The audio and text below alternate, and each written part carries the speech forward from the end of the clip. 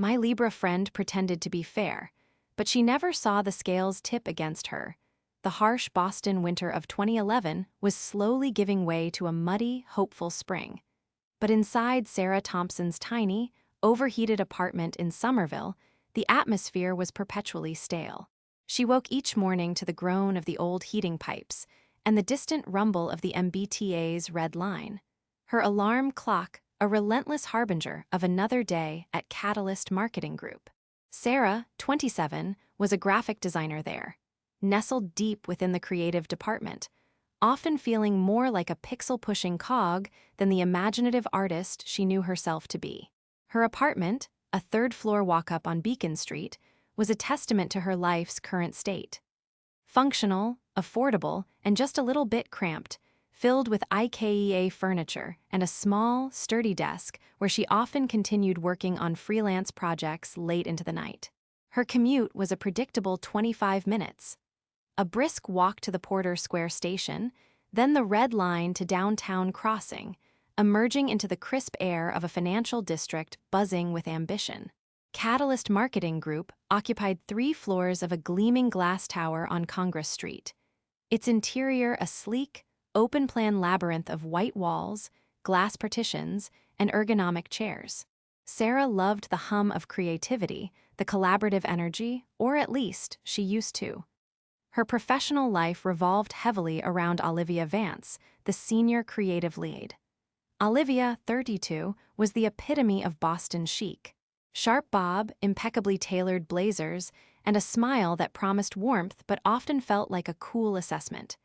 She prided herself on her Libra balance, frequently invoking fairness, equity, and harmony in team meetings.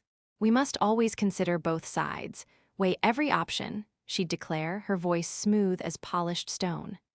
Sarah, a quiet, diligent worker, admired Olivia's confidence and seemingly unwavering moral compass. Olivia had taken Sarah under her wing when Sarah joined Catalyst 2 years prior, offering mentorship that Sarah desperately craved. She was the one who encouraged Sarah to share her raw ideas, to push boundaries. "No bad ideas, Sarah, just diamonds waiting to be polished," Olivia would often say. Sarah trusted her implicitly. The biggest challenge of Sarah's career arrived in early March, the Meridian pitch. Global Innovations, Inc., a tech behemoth, was looking for a fresh, disruptive marketing strategy for their upcoming flagship product launch. Winning this account would elevate Catalyst from a successful regional agency to a national powerhouse. The pressure was palpable. Olivia, as senior creative lead, was the obvious choice to head the pitch team, and she immediately tapped Sarah to be her right hand. "Sarah, this is it," Olivia had confided, pulling Sarah aside in the hushed glow of the deserted kitchen late one evening. "Our chance to truly shine will be inseparable on this. You handle the visual identity, the concepts.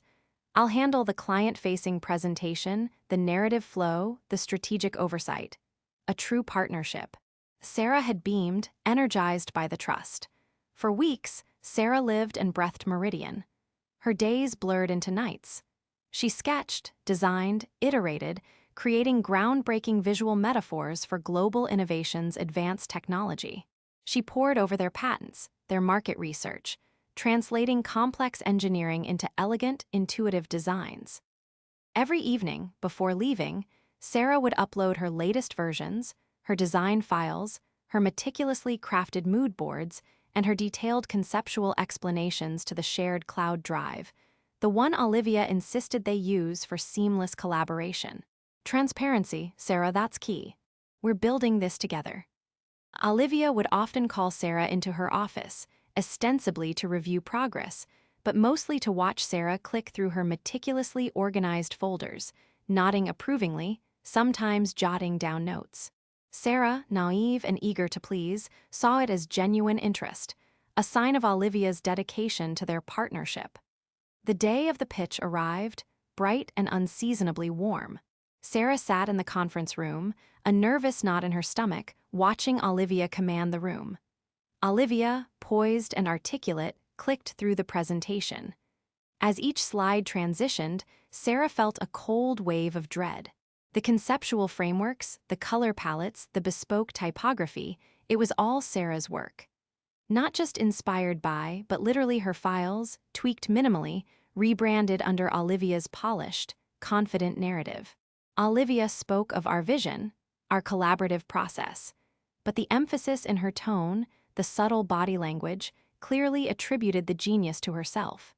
She even used some of Sarah's exact phrases and metaphors, phrases Sarah had typed into her concept documents. Sarah's heart sank lower with each slide. When Olivia grandly unveiled the core visual identity, a dynamic, interconnected grid system Sarah had spent sleepless nights perfecting, she simply stated, "This represents the culmination of our team's collective ingenuity under my direction." There was no mention of Sarah, no credit, nothing. The Global Innovations executives were mesmerized. They applauded. Olivia, beaming, accepted their praise as if it were entirely her due. The pitch was a resounding success. Global Innovations Inc. signed with Catalyst Marketing Group within the week. The office erupted in celebrations. Bottles of champagne were popped. High fives were exchanged. Olivia, heralded as the architect of this triumph, received a promotion to creative director, a substantial raise, and a glowing profile in the company newsletter, complete with a quote about her unwavering commitment to fairness and team collaboration. Sarah received a boilerplate email from HR, congratulating her on contributing to a successful project, and a modest bonus that felt like a patronizing pat on the head. The hum of the office now sounded like a mocking drone. Sarah would watch Olivia glide through the creative department, accepting accolades, her smile radiating false modesty.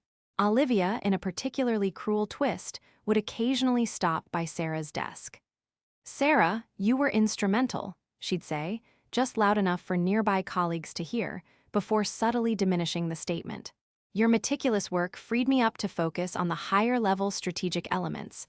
Truly invaluable support." The word, support, hung in the air like a noxious gas. Sarah felt like an invisible specter, her very presence a testament to her own credulity. The sting of betrayal was sharp, but the suffocating weight of invisibility was worse. She started coming home, collapsing onto her small couch, staring blankly at the exposed brick wall, tears of frustration blurring her vision. The passion for design, once a roaring fire, was reduced to a smoldering ember. She considered quitting, packing her bags, and disappearing from Boston. But the thought of Olivia, still basking in undeserved glory, made a cold resolve harden in her stomach. She wouldn't just leave. Olivia, the self-proclaimed paragon of fairness, needed to experience the scales tipping against her. The rage, cold and clear, became Sarah's new engine. She started working even longer hours, but not on Catalyst projects. She was meticulously reviewing every file, every email, every version control history related to the Meridian pitch. The shared cloud drive, Olivia's insistence on transparency, became Sarah's silent ally. Every iteration Sarah had saved, every timestamp, every draft with her unique file naming conventions was there. Olivia, it turned out, was surprisingly lax. She hadn't bothered to delete the version history or rename files properly. Sarah found her own creative concepts, developed meticulously over weeks, showing up in Olivia's final presentation slides, sometimes even with Sarah's own initial comments or annotations still hidden in the metadata. It wasn't just stealing credit, it was intellectual property theft, pure and simple. But Sarah knew exposing just one instance of theft wouldn't be enough to truly shatter Olivia's carefully constructed facade. Olivia would undoubtedly spin it as a misunderstanding, a minor oversight, or worse, accuse Sarah of misinterpreting their collaborative process. Sarah needed a pattern, something that revealed Olivia's entire career at Catalyst was built on a foundation of intellectual larceny. She began observing Olivia with a forensic eye. She noticed Olivia's tendency to work in isolation on her solo projects, often claiming to be in a flow state. She also noticed Olivia's frequent, hushed phone calls, always stepping away from her desk. Sarah recalled an offhand comment Olivia made once about a freelance assistant for particularly dense technical briefs. The pieces began to click into place. Olivia wasn't just stealing from internal colleagues. She was outsourcing work and passing it off as her own, or worse, plagiarizing from external sources. Sarah used her own IT knowledge, gained from years of managing her freelance website and digital portfolio, to dig deeper. The firm's network was robust, but not impenetrable to someone who knew where to look and what crumbs to follow. She cross-referenced project timelines with Olivia's breakthroughs. She subtly listened to Olivia's phone calls, paying attention to specific keywords, names of obscure design software, or even a foreign accent she hadn't heard before. One evening, while working late, Sarah remembered a complex infographic Olivia had presented for a pharmaceutical client 6 months ago, lauded as a marvel of data visualization. Olivia had attributed it to her late-night inspiration. Using a specialized reverse image search tool and a little digital sleuthing on niche design forums, Sarah found a near-identical infographic. It was from a small, independent design studio in Budapest, created for a local medical conference presentation 2 years prior. The nuances, the specific color gradients, the unique icon set, they were too similar to be a coincidence. The only difference was the data, and the client logos had been changed. It was blatant plagiarism. This discovery ignited a cold fire in Sarah. This wasn't an isolated incident with Sarah's work. This was a pattern of deception that permeated Olivia's entire professional history at Catalyst. Sarah spent the next few months, working covertly during off hours, building a meticulously organized digital dossier. She found 5 other instances: a branding concept lifted from a defunct Australian agency, a campaign slogan strikingly similar to one from a small New Zealand startup, a video storyboard almost identical to an independent student film from a European design school. Each piece of evidence was meticulously documented: screenshots, archived web pages, file metadata, timestamps, and cross-references. She created a narrative, linking Olivia's rapid rise within Catalyst directly to these stolen concepts. She included her own Meridian pitch evidence as the most recent, undeniable proof. She saved everything to an encrypted USB drive, making multiple backups, storing them in different, secure locations outside her apartment and work. The time to strike came in late September, as the crisp autumn air replaced the summer heat. Catalyst Marketing Group was abuzz with a new, even larger client pitch: the Apex campaign for Aurora Tech, a cutting-edge aerospace engineering firm. This project was solely Olivia's brainchild, her magnum opus. She had boasted about the revolutionary concepts she was developing, locking herself in her office for days, emerging only to bark orders at junior designers for minor adjustments. Sarah knew this was the moment. The stakes were at their highest for Olivia. Sarah didn't go to HR. HR would likely protect the company, burying the scandal to save face, and Olivia might only get a slap on the wrist. Sarah wanted public, undeniable exposure. She wanted Olivia's scales of fairness to be weighed, found wanting, and shattered. She created a new, untraceable email account. On a Tuesday evening, a few days before Olivia's final presentation to Aurora Tech, Sarah sent 2 separate emails. The first went to Alina Vance, no relation to Olivia, a senior executive at Catalyst, known for her no-nonsense attitude and fierce commitment to the firm's ethical standards. Alina had always seemed to eye Olivia with a healthy dose of skepticism, perhaps sensing the superficiality. The email contained a concise, professional summary of the allegations and a link to a securely hosted, password-protected cloud folder containing the entire dossier. The subject line was chillingly simple: urgent, intellectual property infringement and ethical concerns regarding Senior Creative Director Olivia Vance. The second email was sent to The Design Whistleblower, a prominent industry blog known for its investigative journalism into corporate ethics within the design world. This email was more inflammatory. designed for public consumption, detailing the systemic plagiarism and lack of originality that plagued Olivia Vance's career at Catalyst, naming the company and Olivia directly. It included the same link to the dossier, with instructions to verify the information.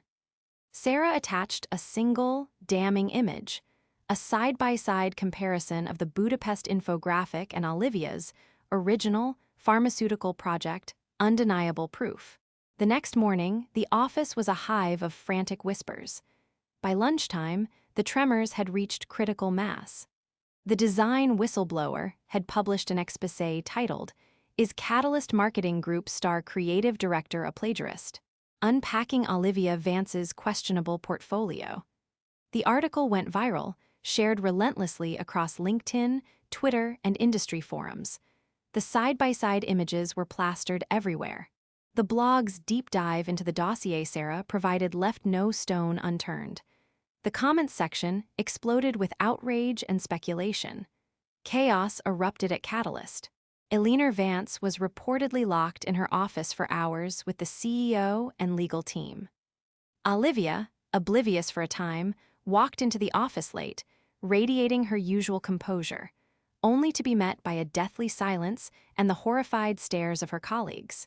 The IT department had locked down her computer, her calendar was cleared, and her upcoming Apex campaign presentation for Aurora Tech was suddenly canceled. By the end of the day, Olivia Vance was escorted out of Catalyst Marketing Group by security. Her face, usually so composed, was a mask of disbelief, then dawning horror, and finally, utter humiliation.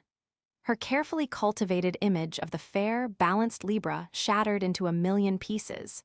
The industry blog updated its post to confirm her termination, citing gross misconduct and intellectual property theft. Aurora Tech pulled out of their contract with Catalyst immediately, citing concerns over integrity and reputation. The firm was left reeling, scrambling to do damage control.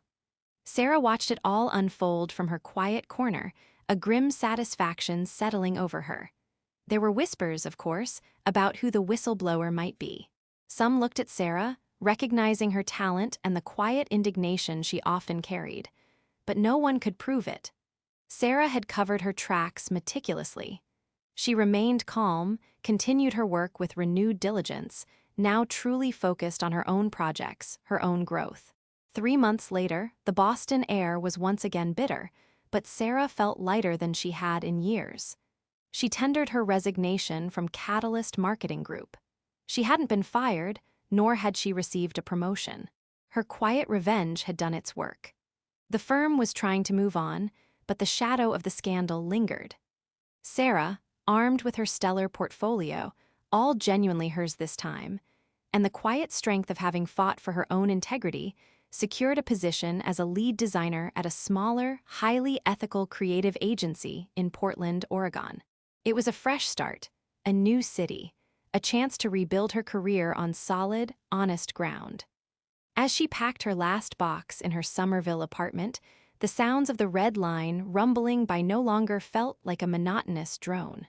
They sounded like a departing train, taking her far away from the stale air and the treacherous scales of Boston.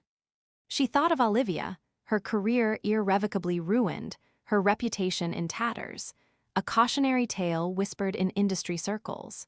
The scales had tipped, slowly, methodically, but inexorably. And Olivia, too consumed by her own reflection, had never seen them move until it was too late. The emotional weight of the vengeance was heavy, a burden she now carried, but it was also a cleansing fire. It had burned away her naivete and forged in its place a steel-like resolve. She understood now that true fairness wasn't a performance. It was an innate balance, one that sometimes needed to be forcefully restored. And she had restored it.